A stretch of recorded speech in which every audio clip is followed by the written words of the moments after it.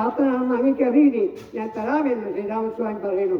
ആ സമയത്ത് അഗസ്ത്യവൻ ചോദിക്കൊണ്ടൊന്നുമില്ല, എനിക്കൊന്നും വേണ്ട ഭഗവാനെ, അങ്ങ് കണ്ടുവല്ലോ, ഞാൻ അങ്ങൻ്റെ ഒപ്പം ഉണ്ടായാൽ മതിയല്ലോ, അത് വേറെ ഒന്നും ഉണ്ടായിട്ട് കാര്യമില്ല, അങ്ങൻ്റെ ഒപ്പം ഉണ്ടാകണമെന്ന ആ പ്രാർത്ഥന അങ്ങ് സ്വീകരിക്കണമെന്ന് പറയുന്നത്.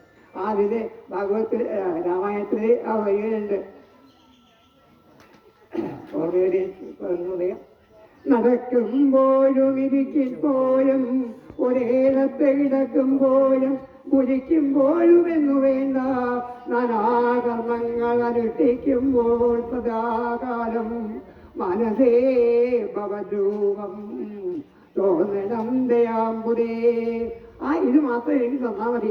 ഞാൻ നടക്കുന്ന സമയത്ത്, ഞാൻ ഇരിക്കുന്ന സമയത്ത്, കിടക്കുന്ന സമയത്ത്, അങ്ങനെയൊന്നും വേണ്ട.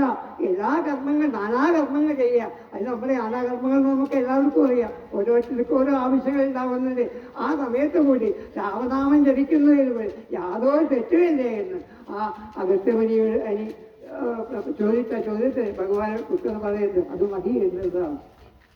നമ്മളിതൊക്കെ രാമായണം വായിക്കുന്നു, അതിൽ നിന്ന് പറ്റാവുന്നത് മനസ്സിലാക്കാൻ ശ്രമിച്ച് ഇതൊക്കെ മനസ്സിലാക്കിയാൽ നമുക്ക് വലിയ കഷ്ടങ്ങളുണ്ടാവില്ല. ഇവരെല്ലാം എന്നെ വലിയ സജ്ജനങ്ങളാണ്, എന്നേക്കാൾ കൂടുതൽ അറിവുള്ളവരാണ്, നിങ്ങൾ ചിന്തിക്കുക എന്ന് നമുക്ക് ഭക്തി വളർത്താൻ ശ്രമിച്ചിട്ട് ഈശ്വരപാദത്തിൽ എത്തിച്ചേർന്ന് നമുക്ക് മോക്ഷം പ്രാപിക്കാൻ എല്ലാവരും പ്രാർത്ഥിക്കേണ്ടതാണ്.